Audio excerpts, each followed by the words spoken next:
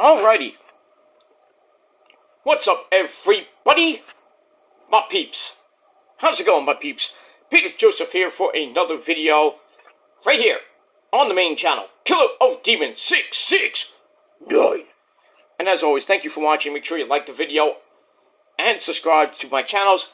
Down there, you know where they are. They're roasting down there in the basement, otherwise known as the description box below.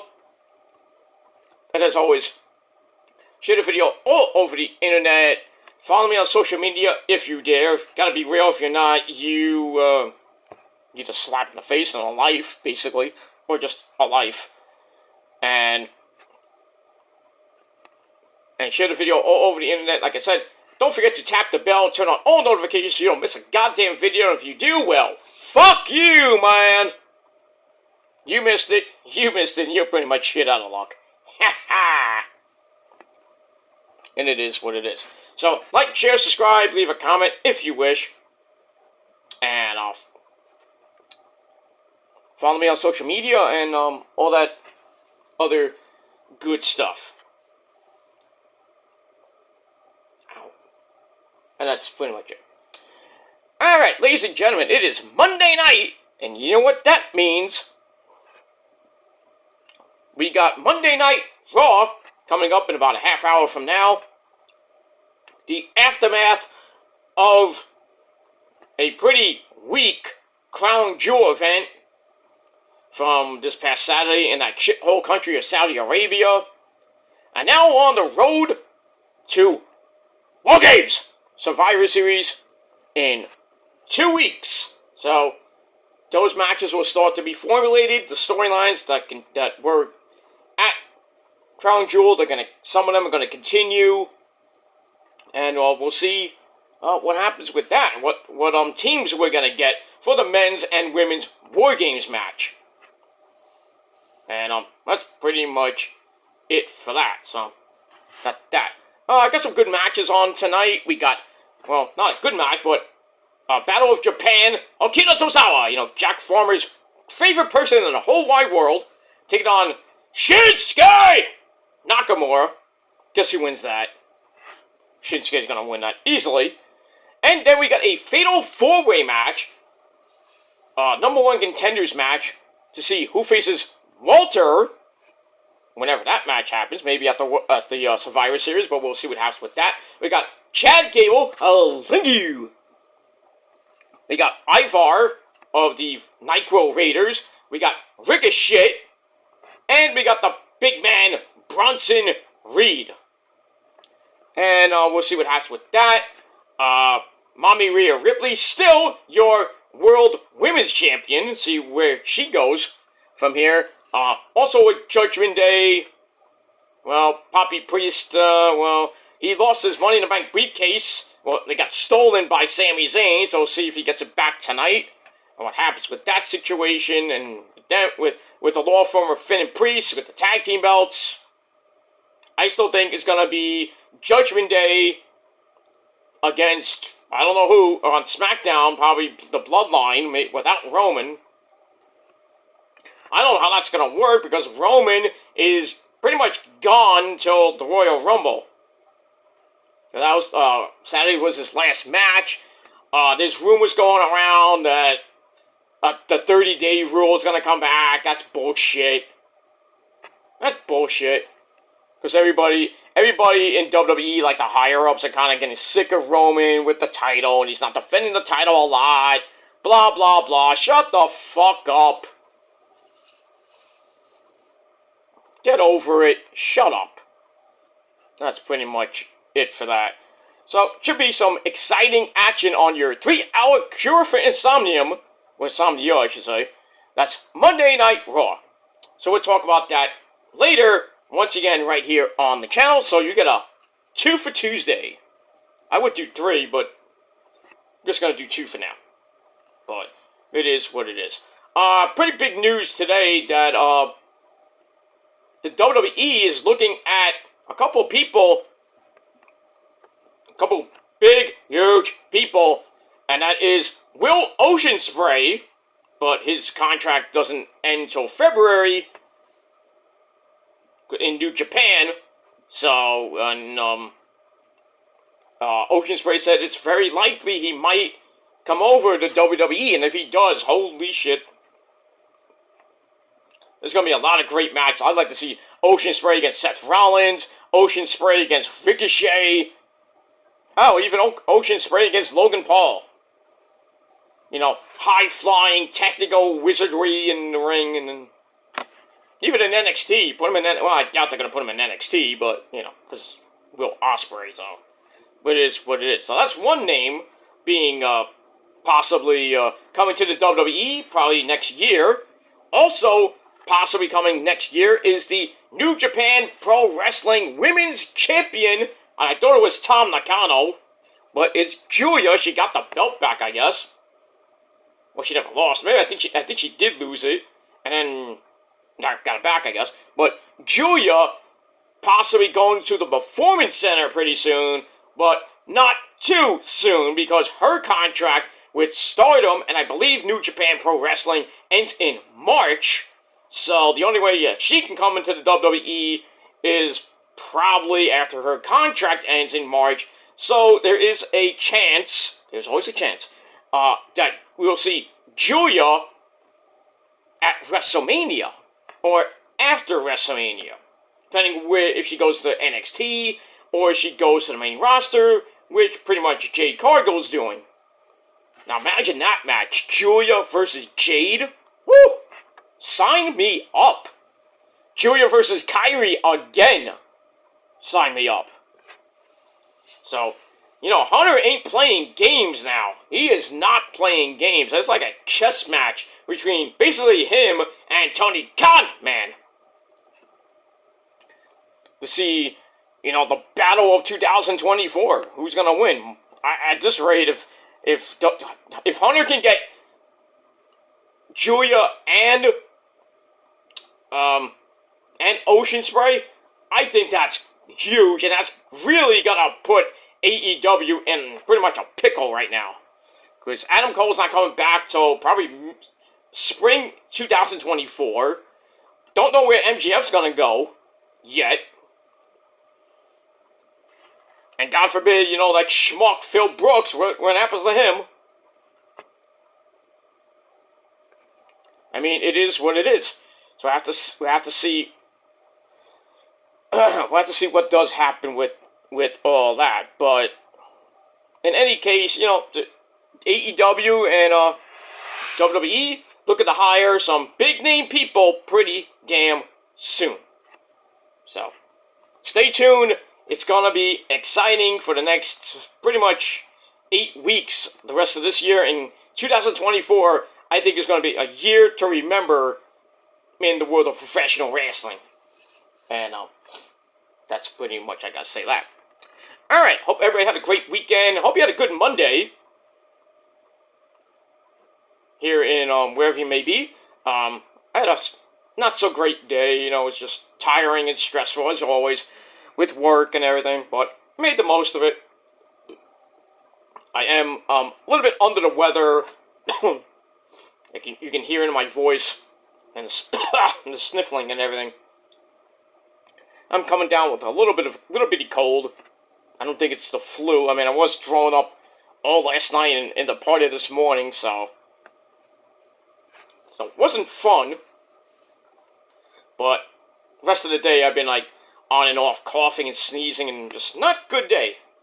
But I'm gonna try to make the most of it and watch Monday Night Raw. Do this video for you guys, and hopefully later tonight, after Raw goes off the air, I will do my Raw review right here on the channel, and then see how the rest of this week goes. And that's pretty much it. We are 2 weeks away from Thanksgiving. Can't wait for that. We are 6 weeks away from the greatest day in the world, and 7 weeks away. Well, actually, take that back. Under 7 weeks away. Under 7 weeks away from the greatest day in the world, and under 8 weeks away from the end of the year. So we're fast approaching the end of the year. We are about right now 48 days away to the greatest day in the world. 7 weeks from today is Christmas, and we are 55 days away till the end of 2023. So we're about a little over a month away. Under 2 months away. Well, pretty much under a month away. I lost count. I don't know. It's late. I'm sorry. But in any case, Christmas is coming. The holiday season's coming. Batten down the hatches. It's going to be a great rest of the year. And just enjoy it. And if you can't enjoy it, then you got problems. And that's pretty much it. Alright. Everybody. It's Monday night. And as the title below says, on video number 1 of 2 on this channel, it is time for your late and super so far out of date Ring of Honor TV review for November the 2nd, 2023. We are emanating from the Mohegan Sun Arena in Uncasville, Connecticut. Almost near WWE territory.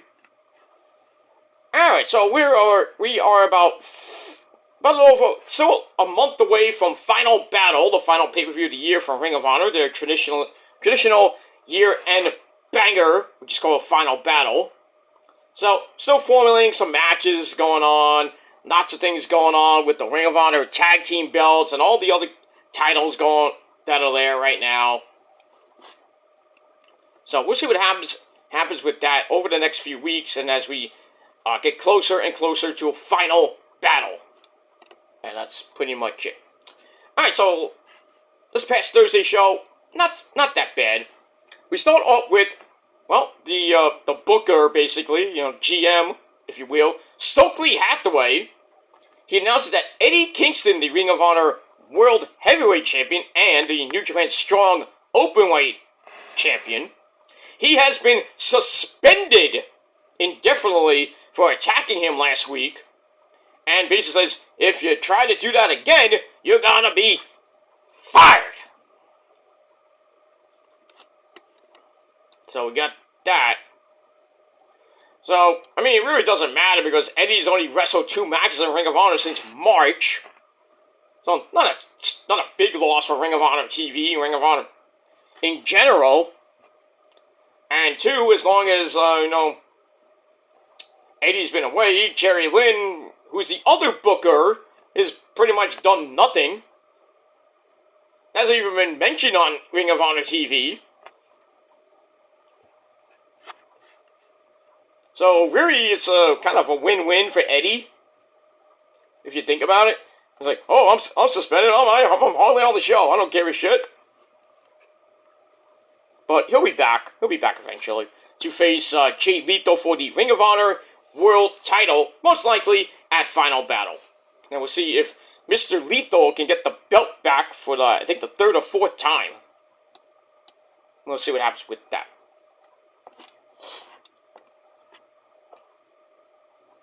Alright, sorry, my nose is clogged. I apologize for that. Like I said, I'm not doing so good right now. I'm under the weather, so hopefully I'll be better tomorrow and later this week. Got some big things coming this weekend, and hopefully I'll be okay for them. But if not, then I'll have to drink some more meds,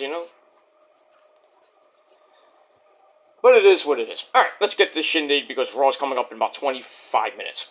Alright, so we start off a great program with a tag team match player. Christopher Daniels, the Fallen Angel, and his partner Matt Sydal, former Ring of Honor tag team champions, taking on, well, another set of champions. That is the Righteous of Dutch and Vincent. Pretty decent match. I'm gonna paraphrase here so I can save me some time. Was a pretty back and forth match. You got a running hip attack by Daniels, and they're in control for most of the match. Sydal comes in with something like a slingshot Meteora for a near fall. Vincent sends him into the corner, and then Dutch gets in a cheap shot from the apron. as the heels take over. Vincent's basement downward spiral. Ooh. Gets a near fall, but goes for a charge and Seto avoided it. Then he gets the hot tag to Christopher Daniels comes in to do some house cleaning, basically. Death Valley driver for a near fall on Vincent. And then all four men are in the ring. Matt Sydal gets sent to the outside, which leaves Daniels to basically get his ass handed to him. And he gets caught with Onum Sunshine. 1, 2, 3, in under 7.5 minutes, the Righteous get the win, and they move on. And that's pretty much it. So, match was alright. Gave it 3 out of 5 stars. And we move on. Alright, after that, we get a promo from All Ego Ethan Page, all ready for Josh the Goods Woods later on. But he also wants to get his hands on the premier athlete Tony Nese once again. He says, the old me would get more violent, but I'm trying to be a different version of myself, so he wants to be a little bit calm, tranquilo, take it easy, you know. Doesn't want to be too violent, you know what I mean? So, he says he wants Tony Nese to be watching his match, because he'll be thinking of hurting him very, very badly. So we'll see what happens with that situation as we move on. And I gave that 2.5 out of 5 stars. And that's it. Alright, after that, we go to match number 2. And as usual, we go to the squash matches of the night. Because Tony Khan loves those squash matches. So we have women's action. We have Robin Renegade of the Renegade Twins with her sister Charlotte Renegade. She takes on legit Layla Hirsch. And really nothing to see here. Under 2-minute match. Layla Hirsch makes Robin tap out to her armbar. Out of nowhere, she locked it in. Tap out. So she gets the win. Match I gave 2.25 out of 5 stars. Like I said, under 2-minute match. After the match, Charlotte comes in for a 2-on-1 beatdown on Layla Hirsch. But then Rachel Ellering, who's now back in Ring of Honor, she comes out and makes the save. And then later on in the show, she goes over to Layla Hirsch, who basically doesn't want to have anything to do with her. And what are you going to do? And that's pretty much it. Alright, we move on. Alright, match number 3, back to the men, singles action. We have Lee Moriarty of Shane Taylor Productions taking on Darius Martin. No Shane Taylor this week, because of the match last week, which was chaotic. This match this week is chaotic. I think it's a triple threat match with with them involved, and there's I forget who else is involved in that match, but spoilers are out, so there you go. I'm not gonna go through them because I don't know all of them, but it is what it is. Anyway, it was a pretty good technical wrestling match. Lots of flippy dippity doos. We got an old-fashioned 1905 abdominal stretch by Mr. Lee Moriarty. But eventually Darius Martin, he tries to come back. And he does come back. We get an arm trap neck breaker. Ow, for a near fall. The Border City stretch is counted into some roll-ups by Darius Martin for a near fall.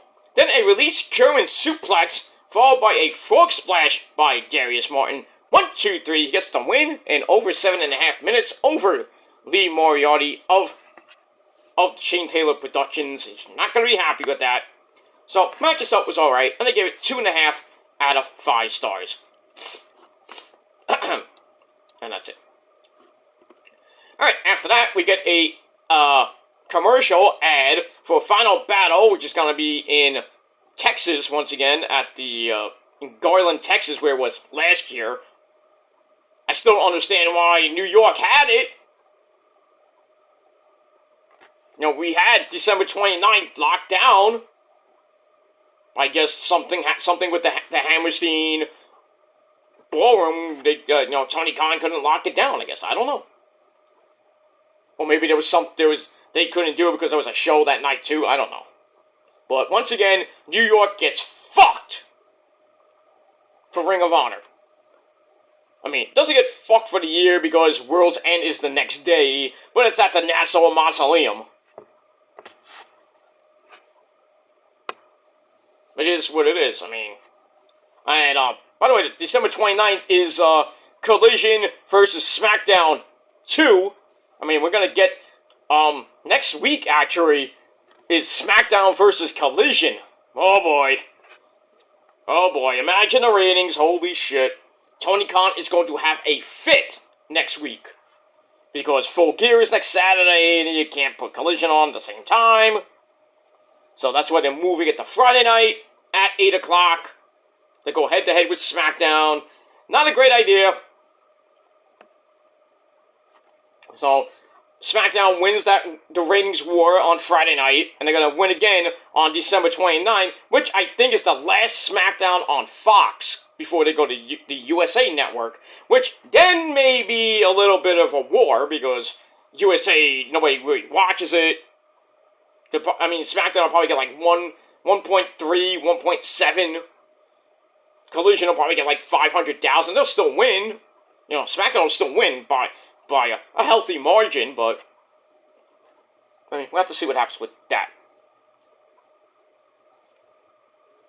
By the way, if you want to order Final Battle, it is free with an Honor Club subscription. So, if you haven't subscribed to Ring of Honor, you know, Honor Club on ringofhonorwrestling.com or whatever it is now, if you haven't done it, do it now, and you get Honor Club for free. I don't need to do it because I already have a subscription, so I get it for free too. Because I'm Mr. VIP. And you're not. And that's it. So, you know, Final Battle is coming up in about a month from now. And we'll see what happens with that. I always love Final Battle. But, you know, just, I would really love to be in the Hammerstein Ballroom, where basically it began. I mean, there was 1 year was in Philly, 2015 was in Philly, and then really 2020, 21 were in Baltimore in the bubble. Last year was in Garland, Texas, and this year's in Garland, Texas. So, I mean, Final Battle hasn't been in New York City since 2019. So what are you gonna do? Well, 2018, 2019, I think it was. 2019, I believe. Because that was right before the pandemic era started, so we'll move on with that. Alright, so that's that. Alright, then we go to our next match, Josh the Goods Woods against Old Eagle Ethan Page. Smart Mark Sterling at ringside. Pretty decent match. They go back and forth. Tony Nese, the premier athlete, comes out to watch. As pretty much this was a slobber knocker between these two guys. Smart Mark Sterling causes a distraction to break up the Ego's edge. But then he grabs a small package, but Tony Nese reversed it, and Josh Woods got the win. 1, 2, 3 in just under 6 minutes. So there you go. And Ethan Page was not happy about it. So, match itself was alright. I gave it 2.5 out of 5 stars. And that's pretty much it. We move on with that. Alright, then we're going to look at the Mogul Embassy. The Gates of Agony, and Mr.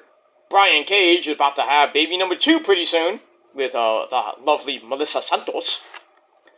We see them winning the 6-man tag team belts on Dynamite this past week, or last week, over the Bucks and Adam Page, the Hung Bucks. So he's got that. So we'll see what happens with them as we move on. Alright, after that, we go to a pretty damn good Fatal 4-Way match.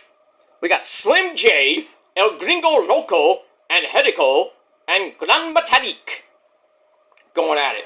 This was a pretty damn good match. Lots of flippy dibbity doos and all that good shit. Didn't last that long though. Under 6-minute match again. We're gonna reverse Sling Blade for a near fall.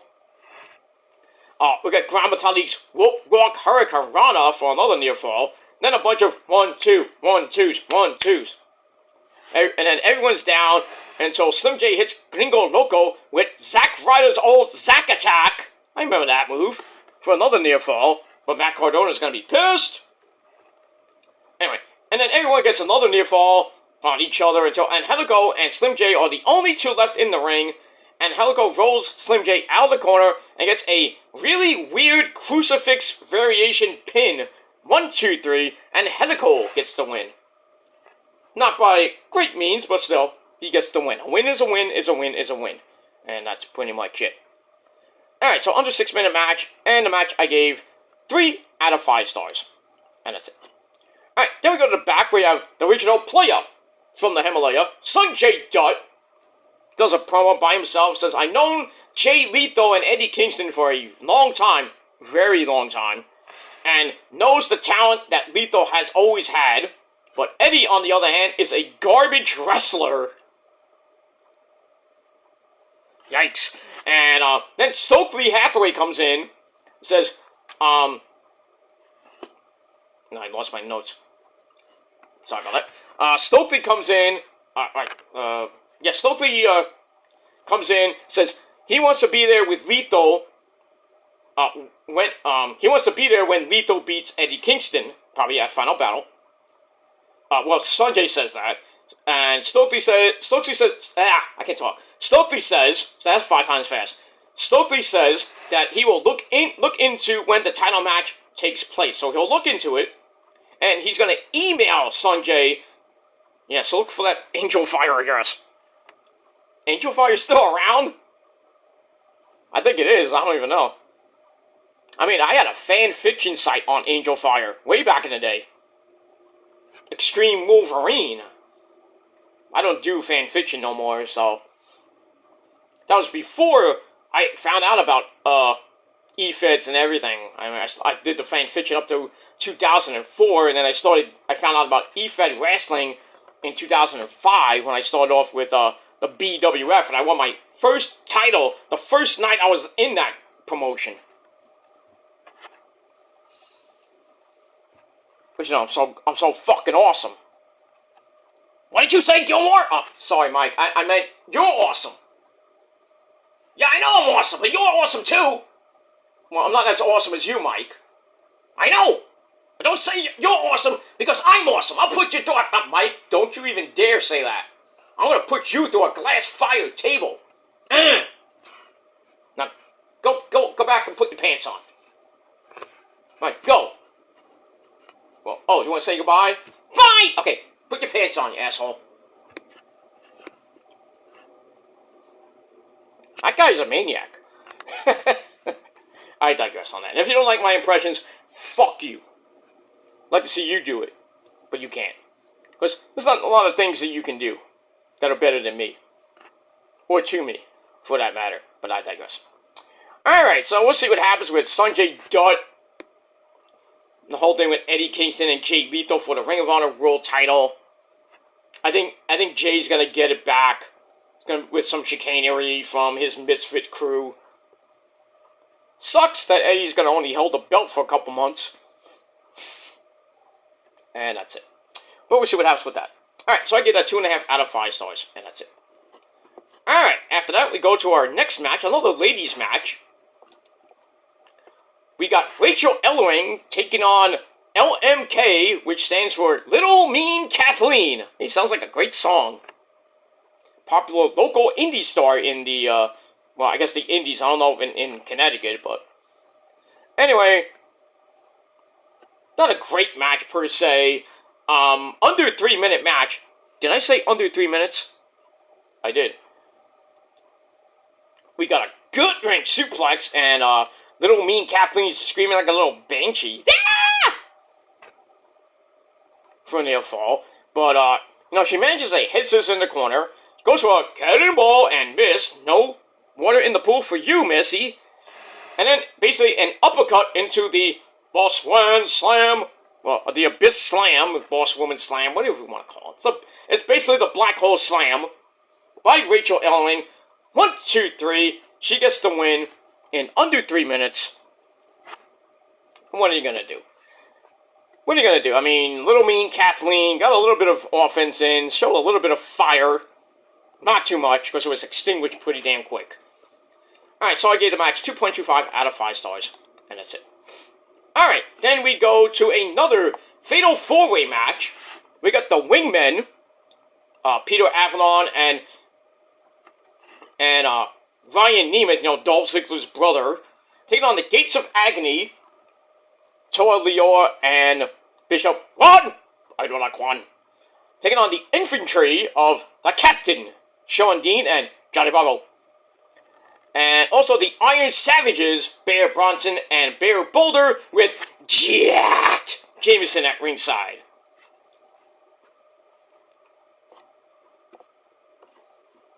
Alright, so we find out that the 6-man tag team belts are being cleaned and polished.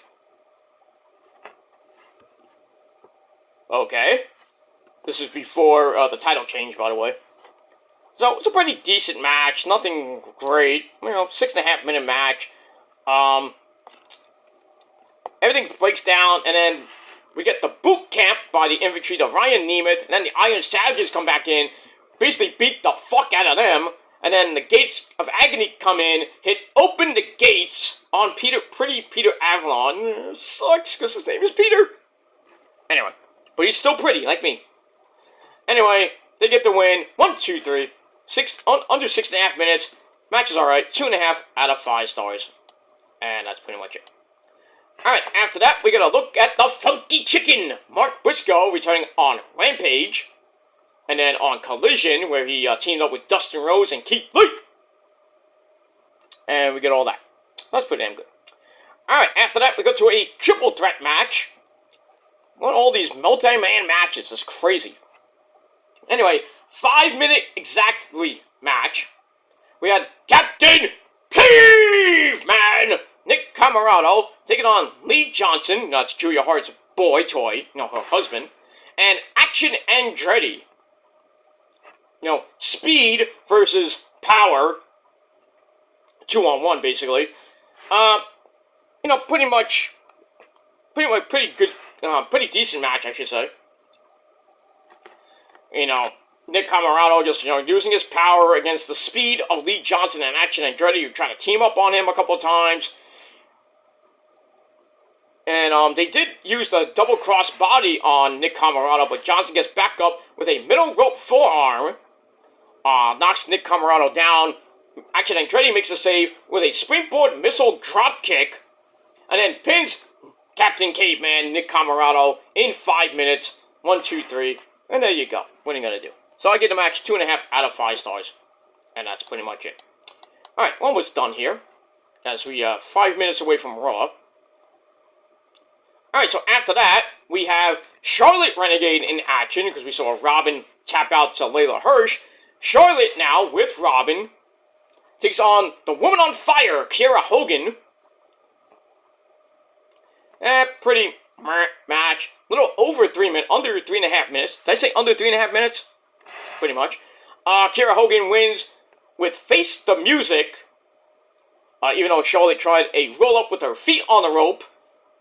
But Kiera kicked out at 2, even though the referees did see it. But in any case, Kiera Hogan gets the win. Match I gave 2.25 out of 5 stars. And that's pretty much it for that. And we move on. Alright, then we go to the back where he said Layla Hirsch is down, after her tough match with Robin Renegade. Rachel Elway comes in to check on her. Layla's like, I don't want to see you. I don't want to talk to you. And Rachel's like, well, nobody was there to help you. I thought I was doing the right thing to help you. But Layla's like, well, I got Maria Kanellis Bennett to have my back. And then she tells Rachel, you're wrong. And then she leaves. So I don't know what's going to happen with that. And we'll move on with that. Alright, we've got a couple matches left. And we move on. Alright, after that, we go to a 6-man tag team match. No, 8-man tag team match. Another fucking multi-man match. We got the workhorsemen of J.D. Drake. And say his name, and he appears. I believe in Anthony Henry. They team with Cole Carter and Griff Garrison to take on Dalton Castle the Peacock. and the boys, the Tate twins, and the man that people forgot, that's Gravity. Maria Kanell's out with all 4 of her boys. And Gravity comes out in a peacock mask. That's kind of weird, because he has a mask already. I didn't understand that, but anyway. It was a pretty decent match. But in the end, we got suplexes dropped the Workhorseman. Dalton gets to throw some of his boys around. Then Gravity wants Dalton to throw him around. Yeah, in slow motion. And then Anthony Henry comes in to break it up. And then J.D. Drake runs Dalton over, but then the boys make the save. Now Gravity gets thrown onto the Workhorseman, which sets up the bangarang by Dalton Castle to finish off J.D. Drake in under 7.5 minutes. They get the win. Match was fun, and they give it 3 out of 5 stars. And that's pretty much it for that. Alright, we're 1 minute away from Raw, so I gotta change the channel on my rich man's cable. It would have done it for me, but I'm too lazy. Alright, we get that. So, 3 out of 5 stars for that 8-man tag team match. Alright, now we go, I think this is the main event. Let's see here. Yep. Alright, then we go to your main event of the evening. The ladies are in action. This is for the Ring of Honor Women's Championship. We have the undefeated monster herself, Athena, taking on Mercedes Martinez, a former Shimmer champion, a long-time Shimmer champion, in that right. This was a banger of a match. Mercedes comes out with Diamante of LAX. Billy Starks is nowhere to be found. Wonder where she is. Probably catering. Pretty good match. Diamante offs a distraction. Mercedes scores with a right hand to take over. Loads up a chair, and Athena is laid on the chair, only to kick her way to freedom. And then we get a superplex off the barricade. That's not something you see very often. But holy shit, they beat, and they're down on the floor. Referees counting them out. Got a 20 count. Ring of Honor 20 count, not AEW 10 count. But anyway, they beat the count barely. They get in by 19. Athena hits the O-face, but then Diamante offers another distraction. But Athena takes her out, rips off the turnbuckle pad, only to have Mercedes send her into the exposed turnbuckle. Ow! And then a fisherman's driver gives Mercedes a very near fall, 2.999999995. And then we see a woman in a hoodie attack Mercedes Martinez. I wonder who that could be. And that's enough to set up the wing splitter.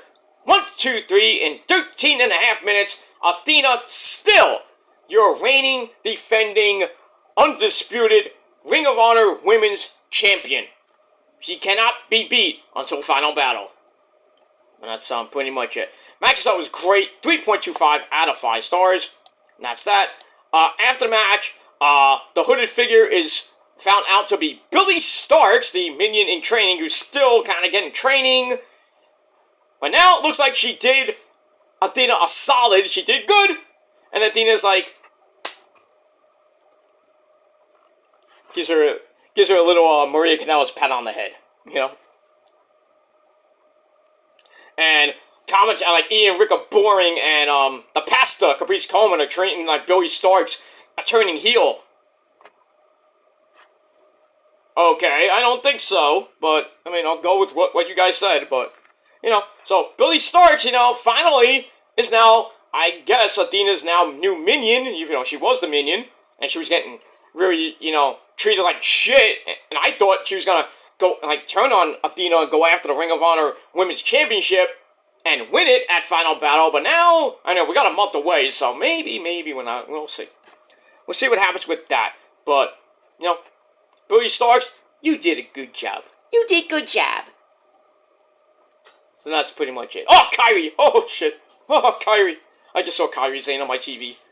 You know, they're showing a replay of Crown Jewel with my second wife's comeback, Kyrie. now teaming with my third wife, Io. So, 2 parts of the Black Lotus Triad are back. Now they can get Asuka. Oh, I think my dick would explode. Even more than it did at Crown Jewel when Kyrie came back. But we got that. And then now they're showing Roman Reigns, still your undefeated, undisputed Universal Heavyweight Champion of the world. You gotta love it. 1,164 days. You gotta love it. And he's pretty much gone till January. He's gone till January. He's gone till January. But even though, like I said earlier in this video, that there is a rumor going around that they're bringing back the 30-day, gotta defend the belt in 30 days rule, which I think is stupid, but, you know. Anyway, to get the belt off Roman. I mean, Roman's not going to be, as of this time, he's not going to be at the Survivor Series. He's not going to be, there's nothing in December. So, next time we see him will probably be in January, when he probably will be defending the belt against, I don't know who. Either it be Randy Orton coming back at the Survivor Series, or AJ. I'm thinking it's AJ, because AJ's coming back. He has a big bone to pick with the Bloodline, where he's Solo and Jimmy. So, we'll have to see what happens with that as we go through the rest of this month, into December, and into most of this January before the Royal Rumble hits at the end of January in Tampa Bay. And then we'll see what happens with Randy Orton. Does he get drafted to SmackDown, or does he go to Raw? Well, he doesn't have his boy Matt Riddle anymore, because Riddle got released. So, I would think if Randy does come back, there is a chance he goes to SmackDown, goes after Roman, and gets smashed, stacked, pinned, probably at WrestleMania. Or maybe he goes to Raw and kind of restarts his feud with Seth Rollins. Remember WrestleMania 31? You can see that again. And that's pretty much it for that. Alright, Raw has started, and I'm going to get out of here to watch Raw, and I'll be back pretty much a little bit later on with your Raw review right here on the channel. Oh, excuse me. And that's pretty much it. As far as Ring of Honor goes, I thought it was a pretty solid show, and I gave it 6.5 out of 10 stars. And that's pretty much it. And we're done. Alright, everybody, thanks for watching. I'm Peter Joseph signing off. Peace out, rock on, and rock hard with your cookout. And if you're not down with that, well, you're a fuckboy, and you're a bitch. And if you're not down with that, you're not down with the purge, you're not down with the prophecy and everything else, I'm sorry, my friends, but you're jealous, because you can't stop us, even if you tried. But if you're not down with that, we all got 3 words for you. Fuck you, man. The greatest 3 words in the history of this sport, and on YouTube. And in real life, too. But that's all I gotta say about that. Alright, I'm gonna go watch Raw, everybody. I'll talk to you guys later. But until next time, peace. Ha!